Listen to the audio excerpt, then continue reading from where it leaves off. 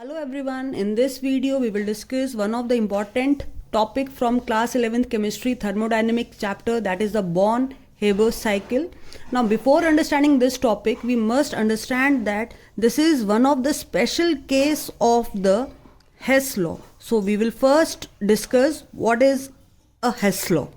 So Hess law states that the total amount of heat change in a chemical reaction remains same whether the reaction takes place in one step or in a number of steps.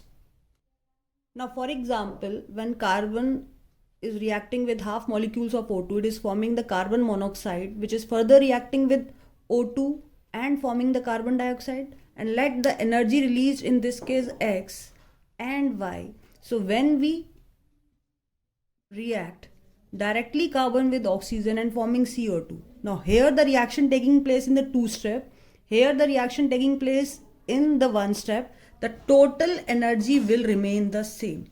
That is the heat change in a chemical reaction, whether it takes place in two step or in a single step or in a number of step, the energy will remain same. As I have initially told you that Born-Haber cycle is one of the special case of the Hess law. By using this cycle, we will calculate experimentally the lattice energy of,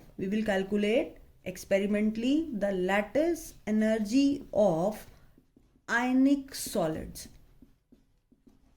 So what is the use of Born-Haber cycle? That it calculate experimentally the lattice energy of ionic solid. So what is lattice enthalpy, or we can say lattice energy? This energy is required, or we can say this energy can be released, required or released. Now for example, when there are charged species are there, they attract with each other and then they form this bond. Now the amount of energy released when they combine and form this ionic compound is called as an lattice enthalpy. At the same time, when there is an ionic solid and we have to break it and we have to separate its ions, so the amount of energy required to separate this ion from this compound is known as a lattice enthalpy. So in the both way, it is the lattice energy, that is the amount of energy released when the ions, that is the atoms in its gaseous states, combine with each other and form the ionic compound. Similarly, the amount of energy required to separate this ionic solid into its ions in the gaseous state. All these we are taking generally in the gaseous state. So the exact definition, that the energy released when 1 mole of crystalline solid is formed by combination of oppositely charged ions in the gaseous state, the energy released, and the representation will be like this: A plus B minus, forming A plus B minus, and plus the amount of energy released is known as the lattice energy. And second definition in form of energy required, it is the energy required to completely separate 1 mole of crystalline solid, into its ion in the gaseous state. Now one journal explanation, okay? We have taken a water, or we can say solution, in which we are adding an ionic solid, ठीक है? हम ionic solid को इसमें dissolve कर रहे हैं. अब जो dissolve हो जाता है, that process is known as dissolution, which means अब मैं इसमें एक ionic solid को add कर रही हूँ, it breaking up and completely dissolving it. Now when we increase the temperature, ठीक है, हमने अपनी जूनियर क्लासेस में ये एक्टिविटी की हुई है कि जैसे ही हम टेम्परेचर को इंक्रीज करते हैं सॉल्युबिलिटी इंक्रीज हो जाती है. वो क्या रीज़न है? तो पहला पॉइंट है, किसी भी आयनिक सॉलिड की solubility, the solubility of any solid, it's depend upon its lattice enthalpy and the hydration energy. ठीक है, अगर ये स्ट्रॉन्ग बॉन्ड होगा तो लैटिस एंथैल्पी हाई होगी और इसकी सॉल्युबिलिटी क्या हो जाएगी? कम हो जाएगी. So when ever lattice energy is greater, it's solubility will be decreases. वहीं अगर ये आयनिक बॉन्ड वीक है तो ये ईजिली ब्रेक हो जाएगा और इसकी solubility बढ़ जाएगी. So when lattice energy is lower, solubility increases. Another factor which is controlling the solubility of an ionic solid is the hydration energy. Now, what do you mean by the hydration energy? The amount of energy released when ionic ions form the bond with the water or attracted with water. जैसे ही ions water में आया, ठीक है. Now we know that water is polar in nature, तो water इसको surround कर लेगा. So in this process, the amount of energy released, because then it form a attraction between this ion, a dipolar attraction. So because of this, the energy is released, and that is known as an hydration. So if greater the hydration, greater will be the solubility. If greater the lattice enthalpy, lower will be the solubility.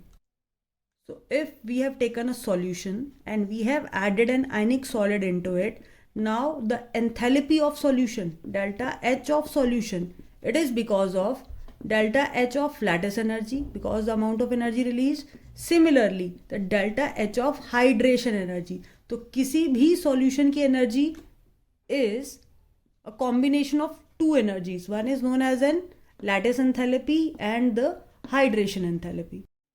So lattice energy of an ionic solid is determined experimentally by the Born-Haber cycle. Now we will discuss the various steps of a Born-Haber cycle. It includes the following steps. Now, for example, all the reactants first converted into their gaseous state. Now from the gaseous state, they are converted into ions, and then these ions just combine. These ions just combine to form an ionic compound. It is just a simple representation of the cycle, which includes reactants is converting into the gaseous state. Then from the gaseous state, they are forming the ions, that is cation and anion, and then those cation and anion, they just attracted to form an ionic compound. So these three steps are represented in the Born-Haber cycle.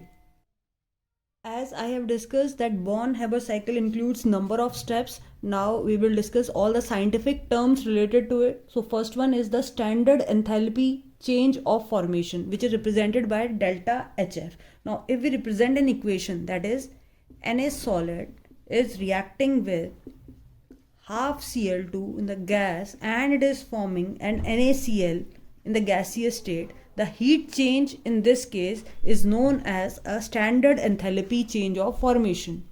We can generalize this into a statement, that is the enthalpy change for 1 mole. In this case, only 1 mole of a compound formed from its element in its standard state. For the Na, standard state is solid. For the Cl2, the standard state is gas. So enthalpy change in this reaction will be represented by delta HF. Now the next term is the standard enthalpy change of atomization, represented as delta HAT. In this case, we are converting a solid into a gaseous state, or we can say we just dissociate the gaseous into the single atom. That is the enthalpy change when 1 mole of atom in gaseous state is formed. 1 mole of atom in gaseous state is formed from elements in the standard state. And this heat change is known as delta H of atomization. Standard enthalpy change of atomization. Atomization, atom formation, the enthalpy change in atom formation. Now next is the delta HEA, which is also known as an electron affinity. Now for example, there is a gaseous atom, now for example Cl, and it gain electron and forming Cl minus ion. So the amount of energy, enthalpy change in this reaction is known as delta HE, that is electron affinity. Similarly, the sodium atom in the gaseous state, when form the sodium ion, so this energy or enthalpy change is known as delta HI, that is ionization enthalpy. And now this positive ion and the negative ion, they attract and form this ionic compound. So now the energy change in this reaction, delta He, is known as an lattice enthalpy. So we can say delta HF of formation. Now formation, what we are forming here, Na solid plus half Cl2 gas forming NaCl. This is a general one-step reaction which is equal to sum of delta H of atomization plus delta H of ionization, delta H of electron affinity, delta H of lattice enthalpy. So now if we know the value of delta HF for the reaction, we know the atomization, this data will be given to you. And if ionization and electron affinity, then we can easily calculate the lattice enthalpy. That is why we called it, we experimentally find out the value of lattice enthalpy from this Born-Haber cycle. Now this is a complete cycle. I will represent this in a flowchart form. We have a sodium solid plus half Cl2 in the gas form, and we are forming NaCl solid, and the heat change in this reaction is known as delta HF. Now from the solid we are converted first into the gaseous state, which is known as delta H of atomization. At the same time, since we can say it is a sublimation, we are subliming the solid directly into a gas. Sublimation. From this gas we are using the ionization energy and converting it into Na plus. So the heat release will be delta H of ionization. Now from this Cl2 we atomized to give Cl in the gas state, which is known as delta H of atomization, and in this case this atomization is dissociation. Now from the Cl it will gain electron by the electron affinity and forming the Cl minus. Now this Na plus and Cl minus, they combine and form NaCl, and this is known as a delta HLE, that is the lattice enthalpy. So this is the Born-Haber cycle for NaCl. Again I am repeating, there is a solid Na which is converted into gaseous, then gaseous converted into ionic form in the gaseous state. Now similarly the Cl2 first of all dissociate into Cl in the gaseous state, then it just gain electron and form Cl I minus in the gaseous state, then they both combine and they form this NaCl crystal in the solid state, and this is the lattice enthalpy. Now just for example, if data is given to you, that is delta HF is minus 411 kilojoule.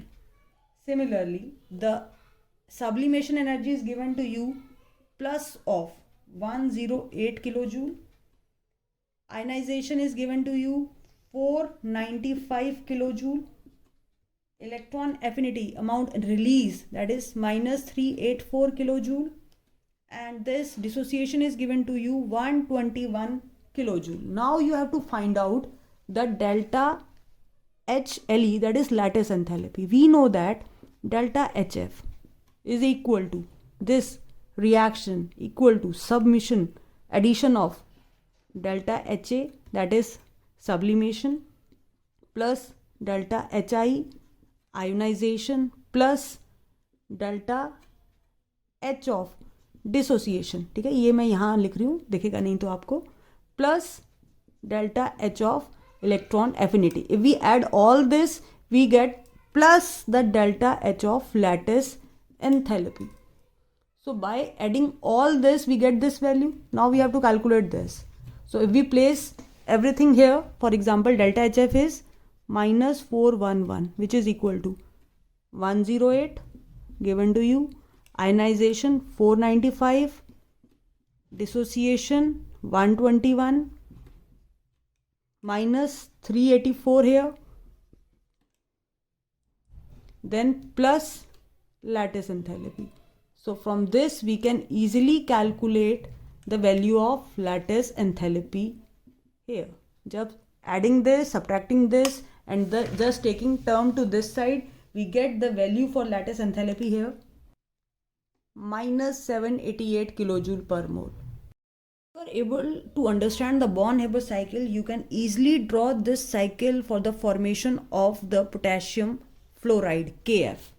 So first pause this video, draw the flow chart, then again restart this video, you will get the answer here. So I'm just asking from everyone, if you are able to understand the Born-Haber cycle, just pause it, write the flow chart and then play it. So further we are discussing, that is how it is forming. Potassium again we are taking in the solid state. Fluoride we get this from F2 and it is forming KF. We always write here 1 mole. We always write this for the 1 mole. That is why we are writing here. So in this case, this will become delta H of formation of KF. We get the value here. We know that from the sublimation, delta H of sublimation, or we can say atomization, we are converted into gaseous form. Then by delta H of ionization, we are converted into it K plus form. From F2, that is delta H of dissociation, we are dissociating F into the gaseous atom. Then by delta H of electron affinity, we are converting into F minus. Now this K plus and F minus, they combine and form KF, and this is known as delta H of lattice enthalpy. And we know that delta HF is equal to delta H of sublimation plus delta H of ionization plus delta H of dissociation plus delta H of electron affinity plus delta H of lattice enthalpy. So by this relation, we can easily calculate the delta H of lattice enthalpy if rest of the data is given, and this whole cycle is the Born-Haber cycle, which is used to calculate experimentally the lattice energy of the reaction. So I hope you are able to understand this. These two are the journal examples which are discussed in case of Born-Haber cycle.